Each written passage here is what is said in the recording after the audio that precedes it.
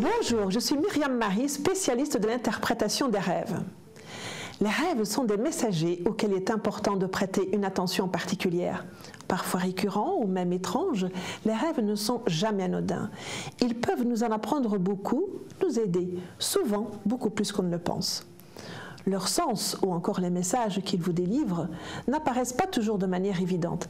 C'est pourquoi je vais vous aider à les déchiffrer.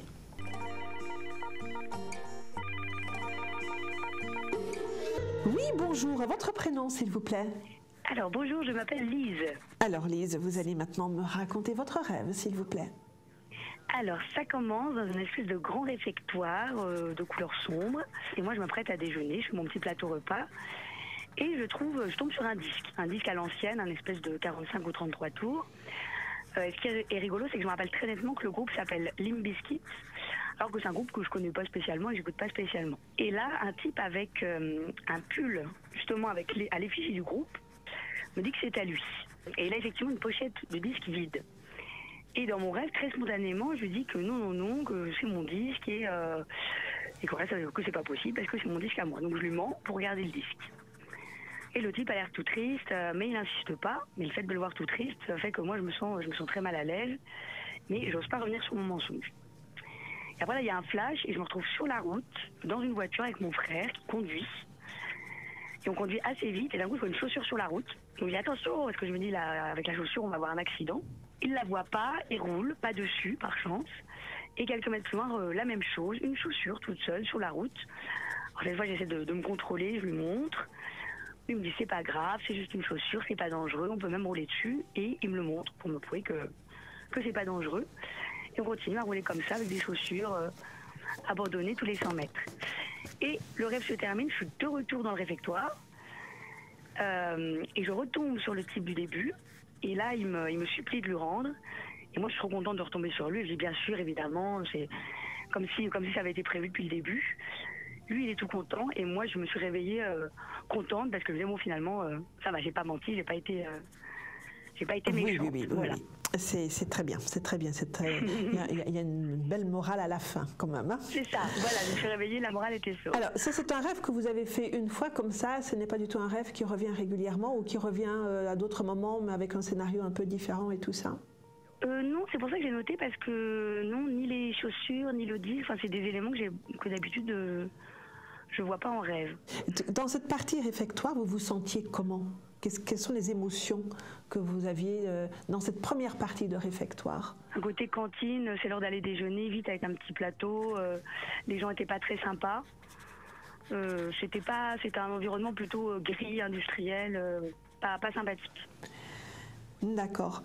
Quand vous êtes passé à cette période de covoiturage avec votre frère, oui. C'était quoi les sentiments que vous aviez à ce moment-là? Là, c'était de la peur parce que la voiture allait très vite et donc là, les chaussures me paraissaient dangereuses. Donc d'un coup, j'étais dans la peur et puis après, il m'a rassurée et donc on a continué à rouler et au fur et à mesure, ça m'a rassurée. Et dans cette troisième phase de rêve où vous revenez dans le réfectoire, vous vous êtes senti comment? Là, ça allait plutôt mieux parce que j'étais de retour dans le réfectoire, mais il me semble aussi qu'il était quand même plus clair. Justement, il était peut-être plus lumineux. Et vraiment, j'avais pas l'intention de retrouver le gars qui avait perdu son disque, mais j'étais très contente de retomber sur lui. Voilà, et avoir de l'apaisement par rapport à votre petit mensonge. Lui, c'est pas grave. Voilà, eh bien écoutez Lise, là j'ai tous les éléments là, vous m'avez bien raconté votre rêve, j'ai là tous les éléments qu'il faut, donc je vais prendre quelques instants pour remettre tout ça ensemble, pour remettre tout ça en phase, et je reviens vers vous et puis je vous livre mon interprétation. À tout de suite.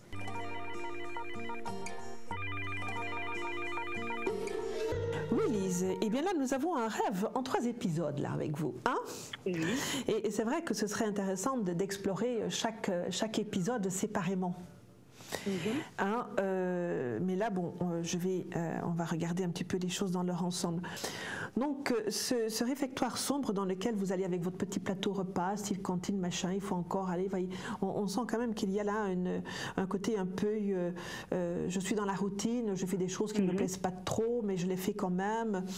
Mais le côté lumineux de l'histoire, c'est que vous y voyez un tourne-disque, que vous avez là un disque, même si vous avez un petit mensonge puis là-dessus.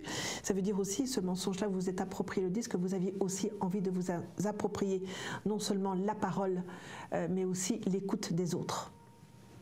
Parce que dans le disque, on enregistre d'abord, voyez-vous, on enregistre d'abord sa parole et puis on le fait écouter par les autres. Donc cette partie de rêve qui est un peu sombre là, il faudrait peut-être que vous vous penchiez, réfléchir un petit peu là-dessus, vous penchez un petit peu là-dessus. Quelle est ma qualité de dialogue avec les autres? Est-ce que j'ai le droit à la parole ou est-ce que les autres m'entendent bien quand je dis quelque chose? Et où je devrais dire?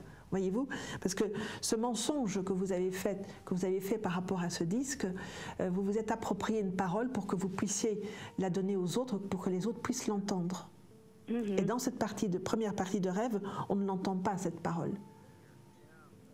Voyez, parce que l'autre dit non, c'est à moi, vous dites c'est à moi. Voyez-vous, on est un peu dans un dialogue de sourds là. Donc là, ça vous montre un peu dans une période de dialogue de sourds que dans cette première partie de rêve. Deuxième partie de rêve, lorsque vous vous retrouvez avec votre frère dans la voiture où il va très vite, où il écrase les chaussures. Voyez-vous, les chaussures, symboliquement, ce sont les pieds. Et il y a une expression populaire qui dit prendre son pied. Prendre son pied, ça veut dire prendre du plaisir.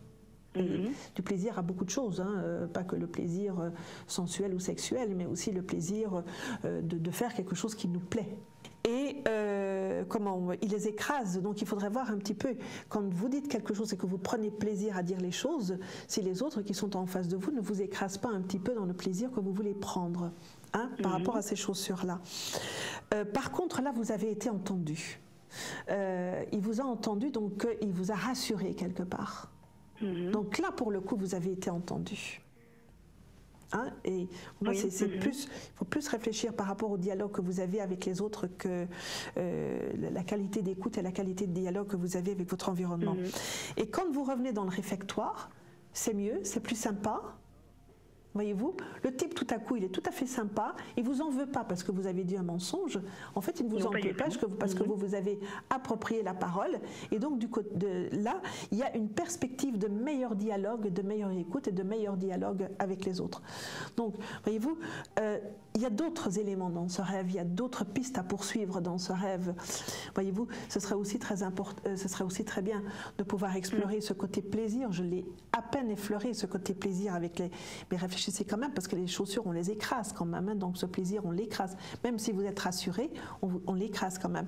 Moi, voyez-vous, là, je vous inviterais justement à réfléchir justement sur cette qualité d'écoute et de dialogue que vous pouvez avoir avec votre environnement. Mais cette qualité d'écoute, d'abord de la parole que vous pouvez donner pour que les autres vous entendent, et vous, que vous puissiez entendre les autres aussi. Ce serait peut-être aussi un plaisir pour vous de pouvoir être entendu et de pouvoir dialoguer sereinement avec votre entourage. Oui. N'est-ce pas? Je pense que ça doit parler chez vous. Ça me parle, non, c'est très intéressant. Voilà, Lise. Eh bien, écoutez, je vous remercie. Merci. Merci beaucoup. Je vous remercie beaucoup d'être venu nous raconter votre rêve, n'est-ce pas? On est toujours là si vous souhaitez qu'on aille un peu plus loin, ou que si vous avez d'autres rêves à explorer, eh bien, n'hésitez pas. Je suis là pour vous entendre. Voilà. Avec plaisir, très bientôt. Merci. Voilà. Et de bons rêves. Au revoir. Au revoir.